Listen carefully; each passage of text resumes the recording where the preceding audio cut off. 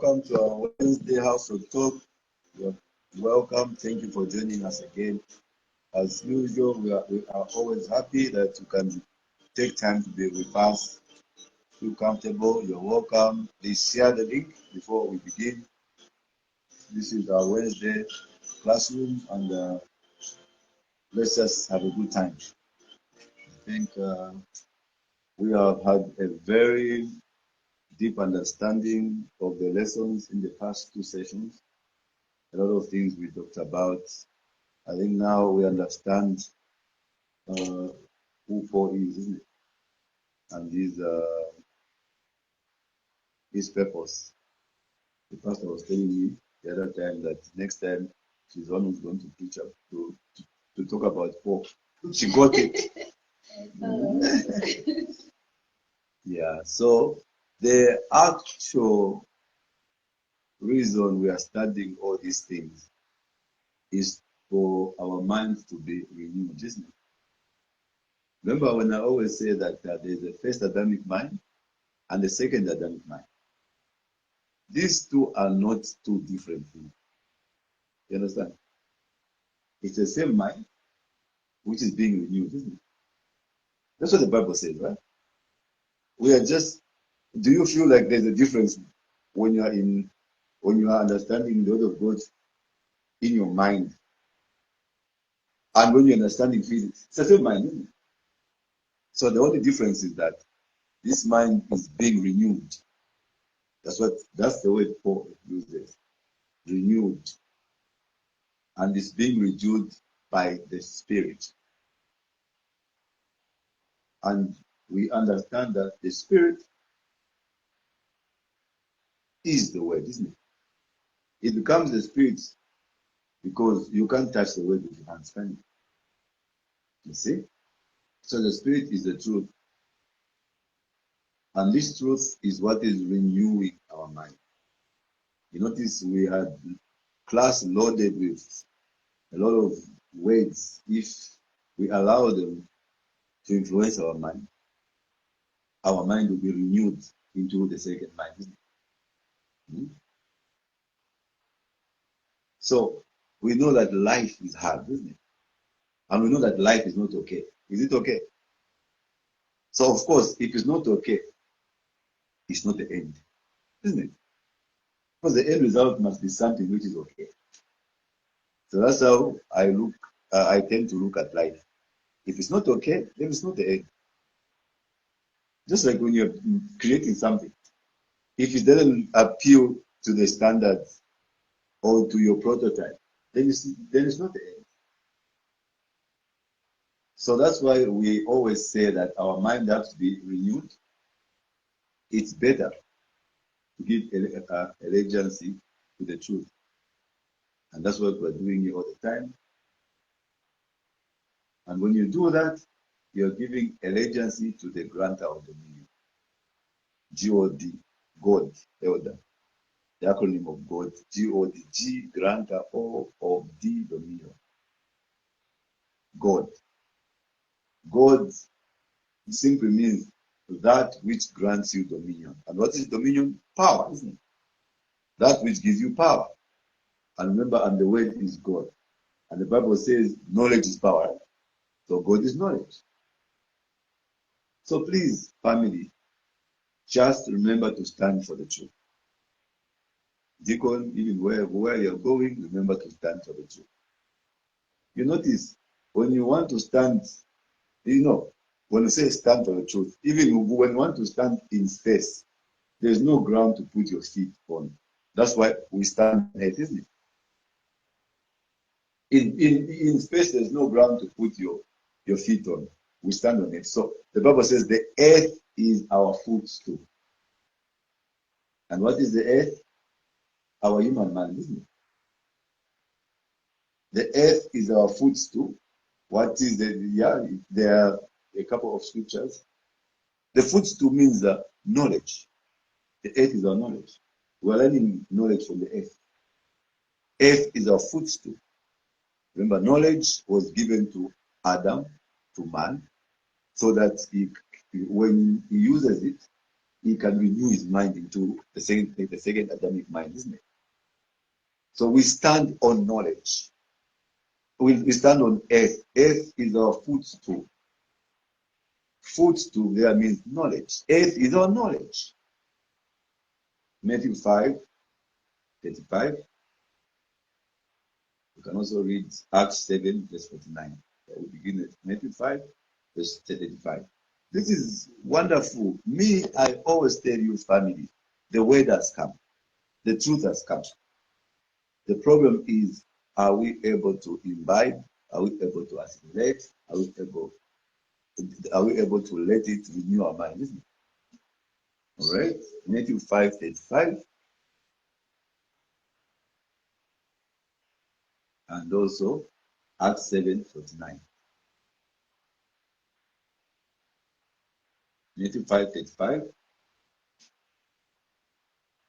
or you can begin from 34 to 35.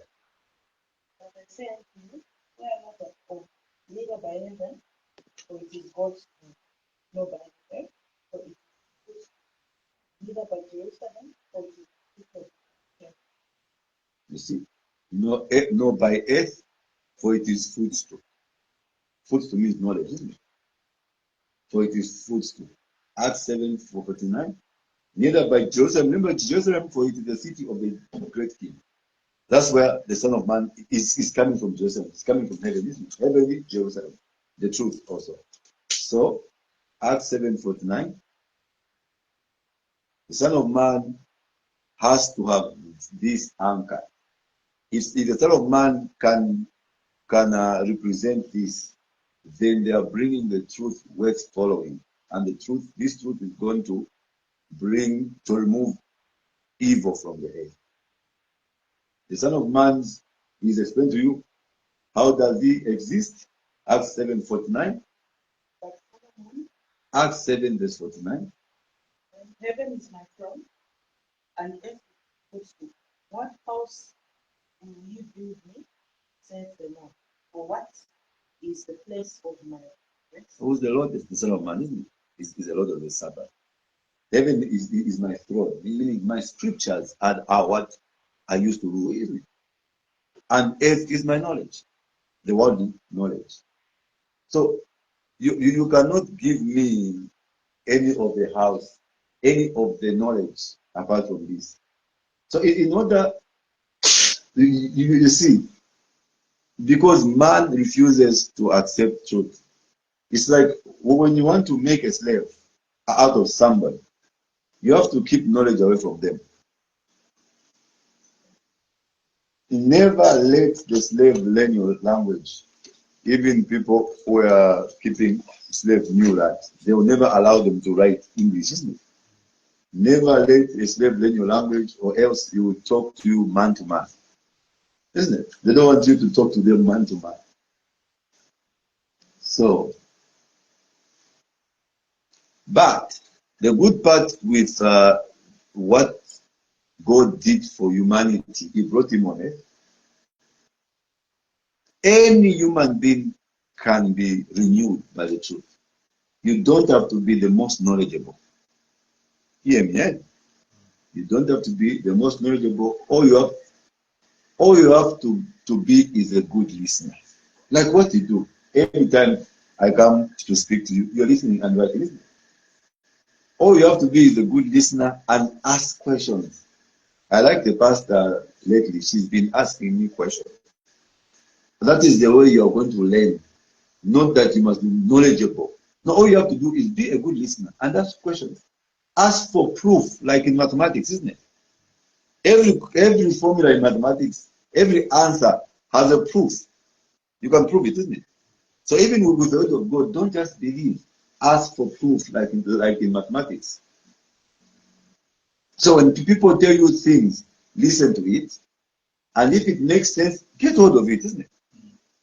So if the things I'm saying to you is making sense, get hold of it. It will emancipate you. And how can it make sense if you don't have proof of it? That's what I'm saying. Ask for proof, isn't it? And what's the proof? The scriptures. I always give you proof. Every teacher knows, all teachers know that in order to share knowledge, you have to give a student the root of it, isn't it? That's what you do, right? In order for the teacher to share knowledge, they have to give the student the root of it. Remember that. You should remember that, and you will be nobody's slave again. If you remember that, you will never be anybody's slave. I told you, don't let somebody force you into belief. Belief removes your intelligence. That's what we said. You see? But seek. Let that person give you the root of it. You should remember that you'll never be anyone's slave here on earth. The knowledge they share with you will create questions. Just like everything I share with you creates questions, isn't it? You ask questions. First ask questions. As you go along, when I'm giving you knowledge, it must create questions. When people find out that you are a good listener, liars will flee from you. Because you're a good listener and you ask questions. Right. And now if they find out that you're a good listener, they'll run away from you. No liar wants you asking him to produce proof. They'll tell you, no, just believe by faith. You see, and you know what they do? They'll go on blaming you how that you don't trust them. You don't trust me. But we are saved, saved as the son of as the human race. All the time, in every dispensation, the Son of God must always appear in every dispensation, isn't it? To bring this clarity to the truth. John 14:16.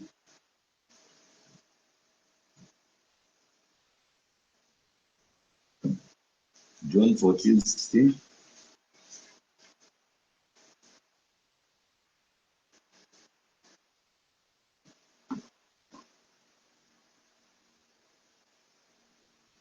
And I will pray the Father, and he shall give you another comforter, that he may abide with you forever.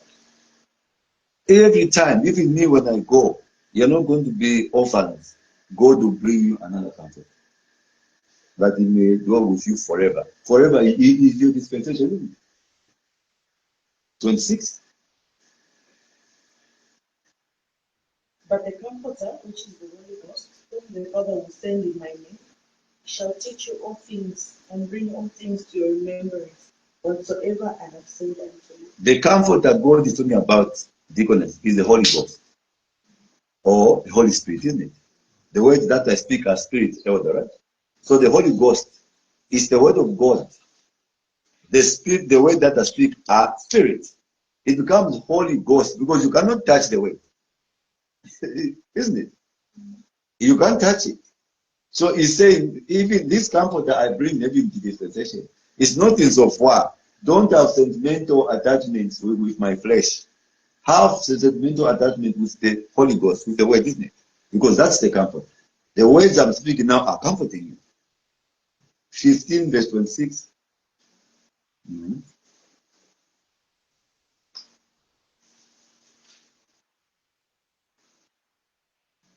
But when the Comforter is come, whom I will send unto you from the Father, even the Spirit of truth, which proceeded from the Father, he shall testify of me. He's telling you who the comforter is, deacon.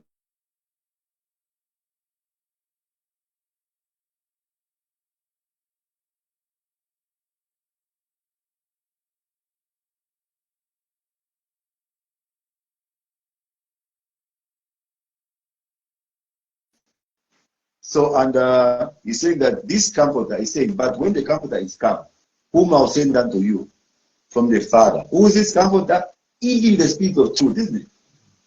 Nicholas, is it telling you who the comforter is? The Spirit of truth. And the word that I speak are spirit, isn't it? Which proceedeth from the Father, he shall testify of me. He shall bear witness of what I'm telling you, right?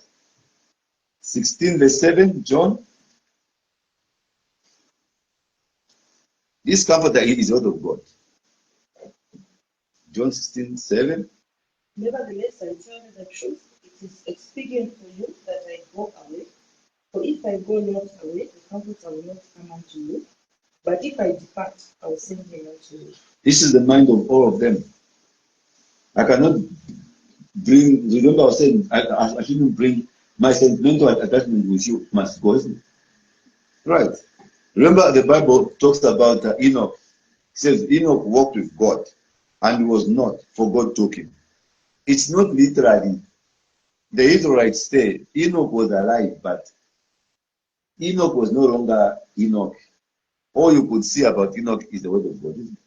Not who he was, his behavior, his mannerism. You couldn't have a fleshly sentimental attachment with him. He was representing God itself. I must decrease and the word must increase. So the Comforter, the Holy Spirit, this is the mind of all of them, which was in Jesus, which was in the past prophets.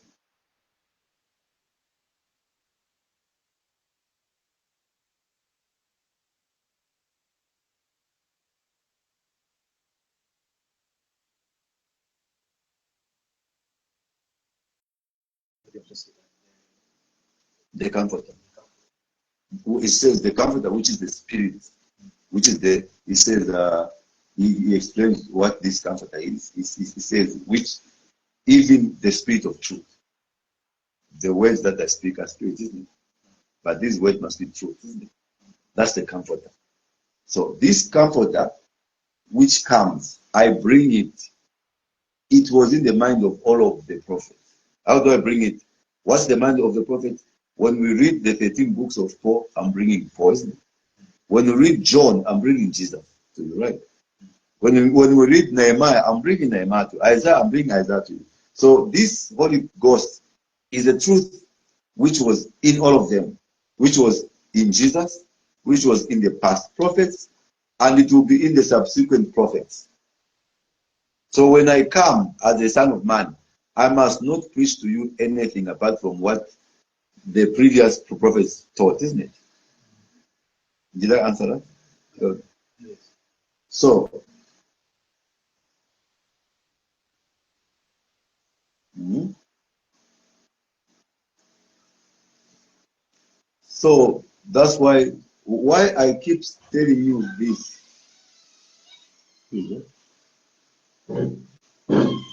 is that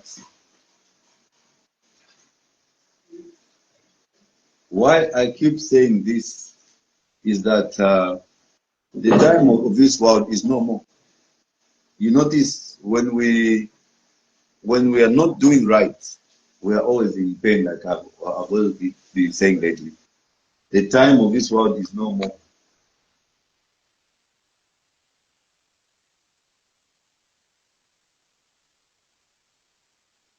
It